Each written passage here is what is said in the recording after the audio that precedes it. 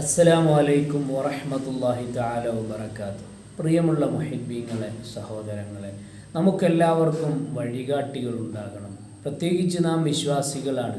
വിശുദ്ധമായ ദീനിൽ, വിശുദ്ധമായ ഇസ്ലാമിൽ നമുക്ക് മുന്നോട്ട് പോകാനുള്ള നല്ല മഹത്തുക്കളായ സച്ചരിതരായ മഹാന്മാരോടുള്ള ബന്ധം നമ്മുടെ മുന്നിൽ നമുക്കെപ്പോഴും ഉണ്ടാകണം. വഴി കാണിച്ചു തരാൻ വലിയ വിളക്കുകൾ ഉണ്ടാകണം. വഴി കാണിച്ചു തരാൻ നല്ല ജീവിത വിശുദ്ധിയുള്ള ആളുകൾ നമ്മുടെ മുന്നേ നടക്കണം.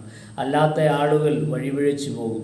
ഇന്ന് ലോകത്ത് ഒരുപാട് ആളുകളെ നമുക്ക് കാണാൻ കഴിയും. നമ്മുടെ പരിസരങ്ങളിലെല്ലാം അങ്ങനെയൊക്കെ വിശുദ്ധമായ ദീനിൻ്റെ വിശുദ്ധി ഒന്നുമില്ലാത്ത ആളുകൾ ദീനിൻ്റെ പ്രബോധന രംഗത്തും അതുപോലെ തന്നെ ഔലിയാക്കളുടെ ആ ഒരു രീതിയിലേക്ക് അവരുടെ ജീവിതത്തെ ക്രമപ്പെടുത്തുകയും ചിട്ടപ്പെടുത്തുകയും ഒന്നും ചെയ്യാതെ അങ്ങനെ ഔലിയ പട്ടം ചമഞ്ഞ് നടക്കുന്ന ആളുകളുണ്ട്.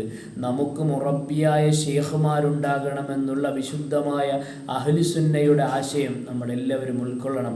അതേസമയം ആരാണ് നമ്മുടെ ശേഖ് എന്ന് നമ്മൾ കൃത്യമായി മനസ്സിലാക്കണം. ജീവിതത്തിൽ വിശുദ്ധി പ്രാപിച്ച തഖ്വയുള്ള മഹത്തുക്കളായ നമ്മുടെ വന്യരായ ഉസ്താദുമാർ അവർ തന്നെയാണ് നമ്മുടെ ശേഖന്മാർ. അതോടൊപ്പം തന്നെ അവരുടെ മുകളിലേക്ക് അവർ കാണിച്ചു തരുന്ന ഗുരുപരമ്പരയാണ് നമ്മുടെ മശായിഖന്മാർ.